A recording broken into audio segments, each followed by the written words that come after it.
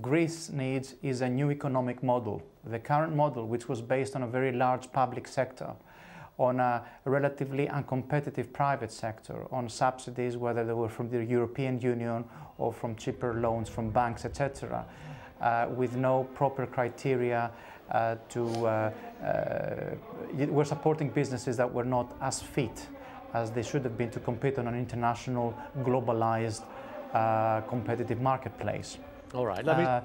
We've had a very large government, which obviously led to deficits that were clearly they're not sustainable. So basically, what we do experience at the moment is a collapse of an economic model, but you have the politicians being on, and the current government being on effectively a suicide mission.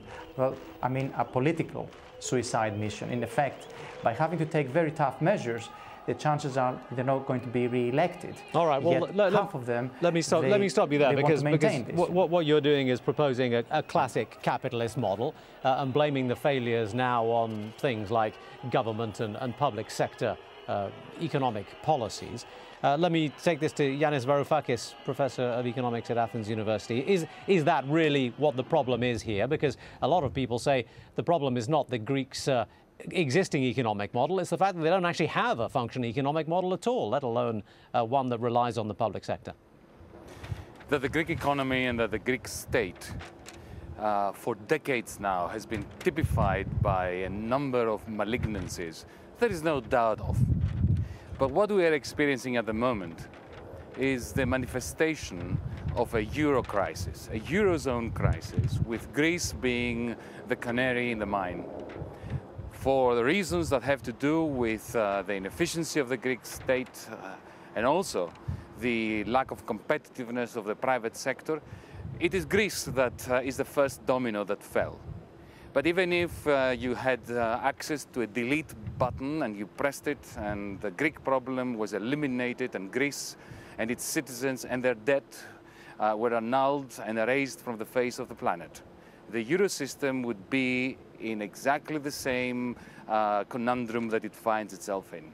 Okay, let me stop you there for a moment, if I could. I mean, we'll talk about the implications for for Europe as a whole in a second, but we're still trying to get to the heart of what the problem is in Greece. And Fotis, let me come back to you on this, because surely part of the problem here is not necessarily the government or the economic model that they choose to try and make work in the country. Surely part of the problem is the population. No one pays their taxes in Greece. The population is not exactly working towards helping government and helping the nation fulfill its own financial obligations, is it?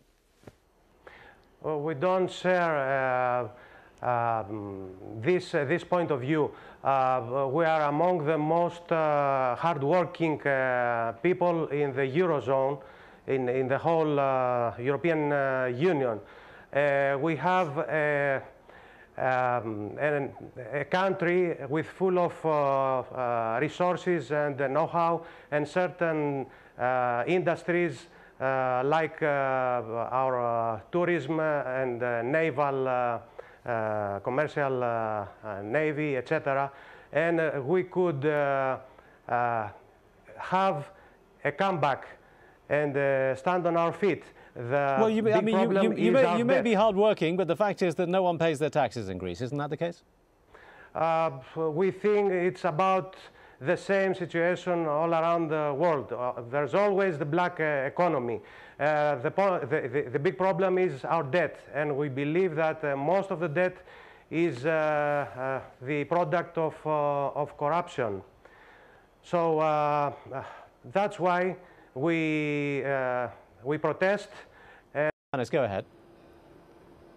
Yes, I thought that question was posed to me. Look, what I wanted to say in response to your question about tax evasion, which is of course a fact of life here in Greece and has been since the 50s, the 1850s. It's completely correct and completely and utterly irrelevant. Ireland is not a corrupt state. Ireland has citizens who respect the social norms of paying their taxes. It's an efficient market economy, and yet it's sitting on the same dock as Greece is. Of course, the reasons why Ireland fell as a second domino are completely different to the ones that Greece fell. But the causes of the crisis, which is percolating throughout the different parts of Europe, both geographically and in terms of private sector, banking sector, and sovereign sector, the reasons are the same. And the reasons are that we have a euro system which was not designed to sustain the major shock waves of the earthquake of the great financial crisis of 2008. Well, do you think if Greece was not part of the Eurozone that it wouldn't be having these problems? I think that Greece would be having problems of a different magnitude at the moment. It would still be having problems, but let me put it very simply, it would at least be able to devalue its currency and try to inflate itself out of its debt situation. The situation would not be pretty, like it wasn't pretty in the 1970s when Greece went through a major financial crisis following the oil crisis, but at least it was not locked into a monetary system that was so frigid and so unresponsive to the crisis of a peripheral state like Greece, that we are now in a situation where not only are we bringing our own society down, but unfortunately, as a European speaking now, we're bringing the rest of the Eurozone down. Okay. And I'm afraid that the attempts to ring-fence the rest of Europe and contain the problem within Greece have failed miserably, and now the Euro system is deeply in dire straits. All right, we'll get on to the euro in just a moment. Let me just give Vangelis one chance here to put a final word in on the conditions within Greece itself. And what we're talking about here seems to be failings at every level, not simply the economic model that you were criticising a moment ago, or the public sector, private sector debate. We've got at every level, at government level, at personal level, at corporate level, failings of corruption and of lack of good faith, if you like, haven't we? In a way, yes. And we have to distinguish between problems from symptoms. The large public debt is not a problem. It's a symptom of a problem. And the problem being a very large government that basically could not but equally a symptom, as we've been saying, a fact of the fact that no one pays their taxes. I mean, the large government can be supported if they manage to collect the taxes that were due to them. I think one needs to balance the public finances. When you have a government that for the last 15 years was running growth rates at over 3.5% to 4% of GDP, one would expect to find the leeway to actually at least balance its books. It's not a matter of inability to collect taxes. It goes beyond that. It's living easy, if you like, by spending and supporting practices that were not competitive, that were not actually feasible from a balancing point of view. I mean, let's not forget, we are actually passing the debt to the next generation. We are actually spending more now, or we spent in the past, and we are so far been willing to pass this on to our kids and to just hope that they somehow find a way to get out of it. This cannot be sustained, and the fact that the model is collapsing gives us the opportunity to find a new model. I'm not necessarily a proponent of doing this in 1 or 2 years. I mean, difficult decisions will take time to actually be implemented. Urgently. The FSF could do that, the European Financial Stability Fund, instead of giving expensive loans to insolvent nations. The second step must be a partial unification of sovereign debt by means of transferring, not purchasing it, transferring to the center, either a European debt agency or the European Central Bank itself, and financing this through the issue of Eurobonds that in the long term the member states repay to the center. And the third step must involve a new kind of Marshall Plan for Europe, because the only thing that is going to allow Europe as a whole, and in particular the periphery, with Greece being one small part of it, to drag it out of the mire and the mud in which it has now been stuck, is investment. You call it 3 very simple steps. Some might look at that as being the ultimate nuclear option. Well, either that or the euro goes. Vangelis, let's come to you. Facing as Europeans. Let's come to you on this, because it would appear that the European policymakers are not agreeing at all with what Yanis is saying. They're still trying to find some sneaky little middle ground which they can sell as not a bailout and not a default, but will in fact achieve both those aims. And and try and keep all parties happy and all things level. Do you think they'll achieve that, and do you think it's actually the right way forward? I think we all agree that Greece needs more time to actually implement very tough measures. You cannot simply turn around 20 years or more of bad public management into a couple of years. Europe is, I think, taking the right steps to give Greece more time. I think they're giving also Greece the initiative to try and find ways to reduce the deficit. Well, I mean, when you say the right steps, what exactly do you think that Europe is going to do at this stage? Because we're having meetings now where the IMF, the European Central Bank, everyone is getting together to try and find out what exactly they should do at this point. And like I say, they're trying to avoid the word default.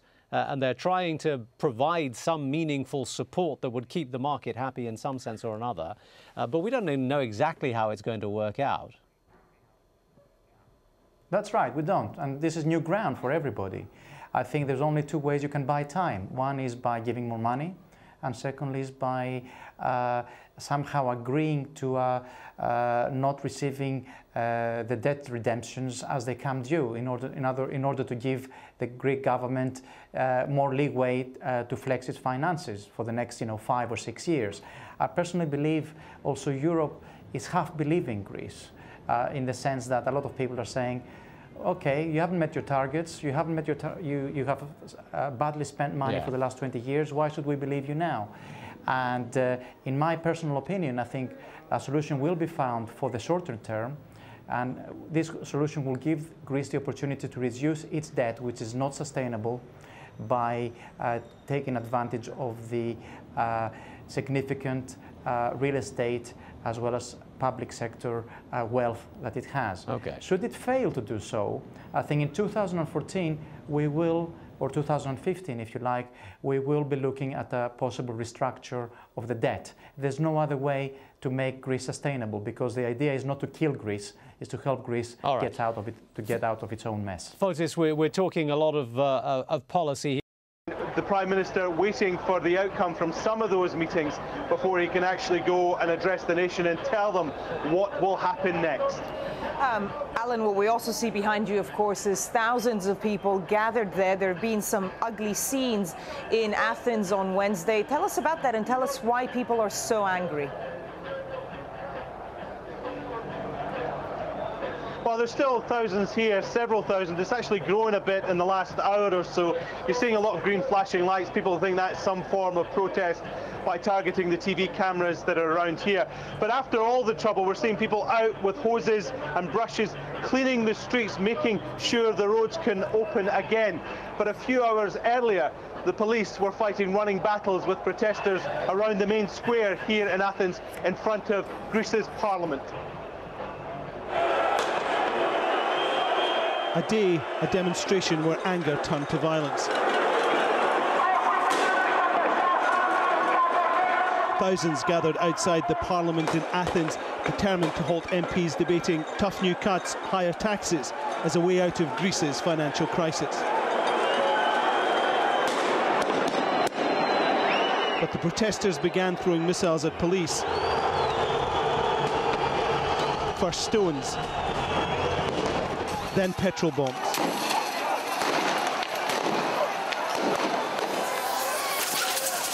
The police responded with tear gas and thunder flashes.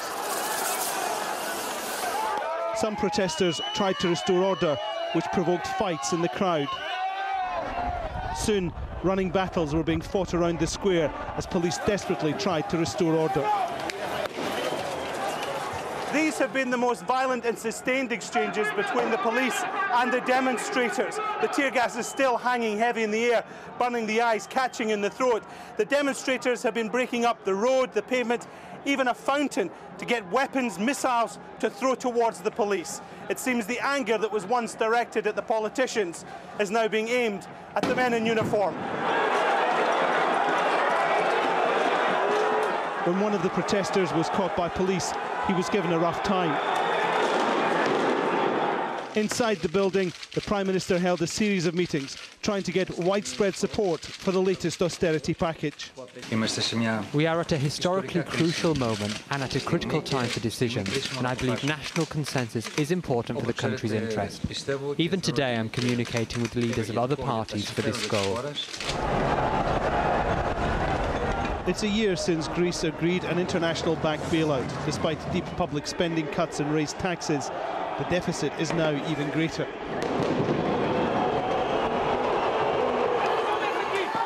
Thousands wanted to express their anger, to say to the government, no more. But they would not have wanted to say it like this. We should point out it's not just here in Athens. There have been protests right across the country.